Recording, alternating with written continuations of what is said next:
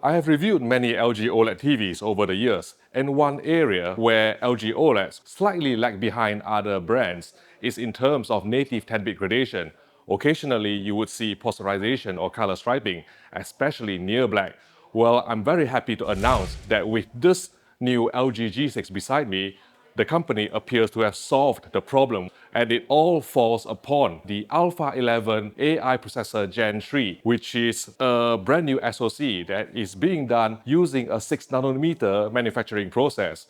By being the first in the world to use such a small manufacturing process, there are several benefits that the company can achieve. Number one, you have a smaller thermal footprint, which means that you have less heat generated from the SoC, and therefore you can put it in a TV that is as thin as the wallpaper TV. And the second advantage would be you will have reduced power consumption.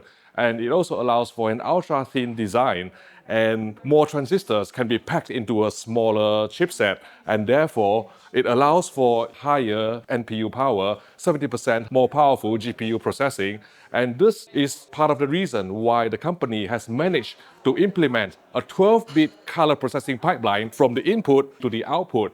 And even on the output, there is a potential to go up to 13-bit on the Luma channel. Let me explain why this is important. Because with a traditional 10-bit color pipeline, you have 1024 levels of steps. But with a 12-bit processing pipeline, you can have up to 4096 levels of gradation per channel. And this allows the TV to actually process all the incoming information, all the video signal in such a refined manner that you can actually get the smoothest gradation that I've seen on any LG OLED TV so far. And I don't say this lightly because they were using a scene from the Green Knight, the underwater scene, and they displayed it on the LG G5, they display on the LG G6, they display on the Samsung S95F, they displayed it on the Sony Bravia 8 Mark II. Now, I'm not allowed to actually film all this copyrighted material, but I can tell you this, the LG G6, this is a 65-inch model by the way, has the smoothest gradation in this particular scene compared to the rest, and I can't wait to get a review sample to actually test. Now, remember I talked about the 13-bit Luma processing, and this is only applicable to the Luma channel, the Y channel. And by applying an extra bit depth to the luminance channel, it allows for double the brightness capability of the TV in terms of resolving this specular highlight detail. And why is Luma more important than color? Because if you realistically think about it, specular highlights, reflections, glint of, let's say, this metal here, they're all bright without too much color information. And therefore, by actually providing an extra bit depth on the Luma channel, making it 13-bit, this will allow for double the capability in terms of the brightness resolution of the set. And therefore, you won't actually get posterization from brightly mastered HDR content. And obviously, the other thing about this Alpha 11 Gen 3 processor is its capability to deal with subpar content, especially in terms of streaming. It can actually clean it up. It can use dual super resolution processing to actually make the picture as sharp as possible. Now, talking about streaming, since the pandemic, some streaming providers, including Netflix, have throttled the bit rates of certain shows, especially in Europe, resulting in a softer picture with more compression artifacts. This is where a VPN comes in. Surfshark allows you to stream content from another country without needing you to be physically there, so you can watch Netflix at higher bit rates with better picture quality.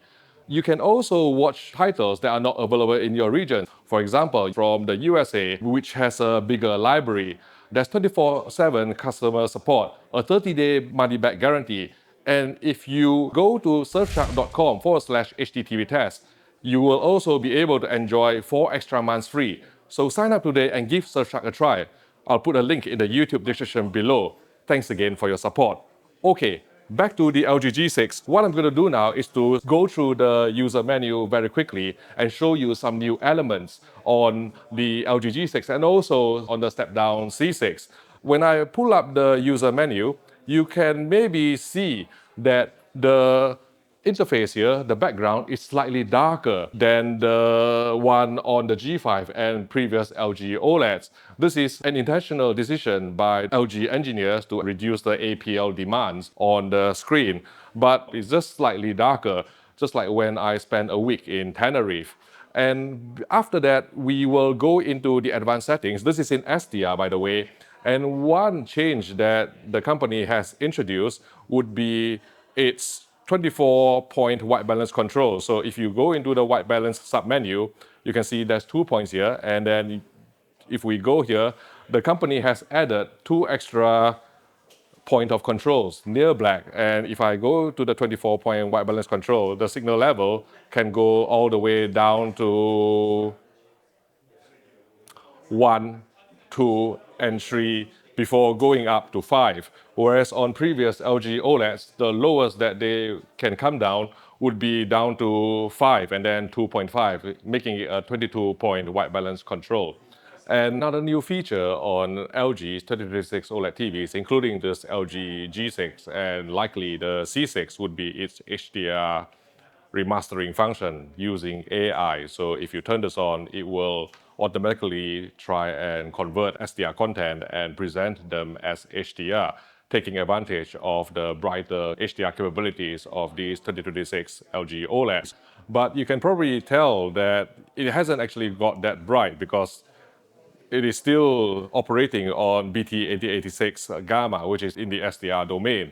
So what I'm going to do now is to actually turn off HDR AI remastering and then use a code to try and force HDR on this set.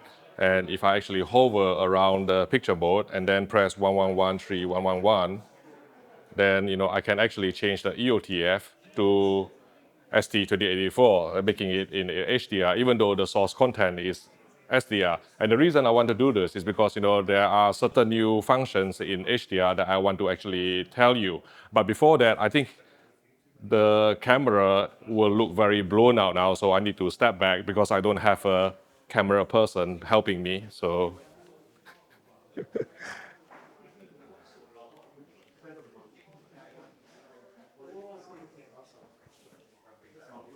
okay, so I've stopped down the exposure so much that you may not be able to see me in the dark.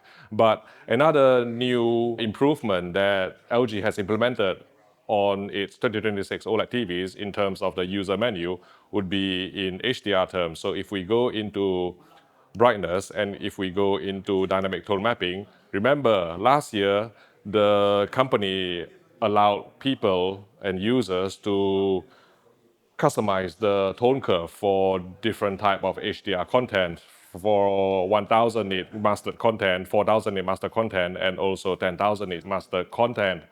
But this year, they have added a couple of new features. The first one would be that the maximum mastering luminance will be displayed on screen. So let's say if you are playing Mad Max Fury Road or Pan, the maximum mastering luminance on the disc would be 4000 nits, and then it will display it as 4000 nits.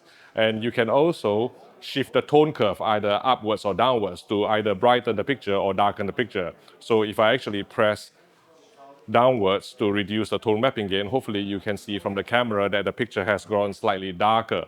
The whole curve will shift. Whereas if you actually go up, then it will become brighter and the whole curve will shift as well. Maybe it's not that obvious because of the limited dynamic range of my camera, but this is what this tone mapping gain setting is intended to do.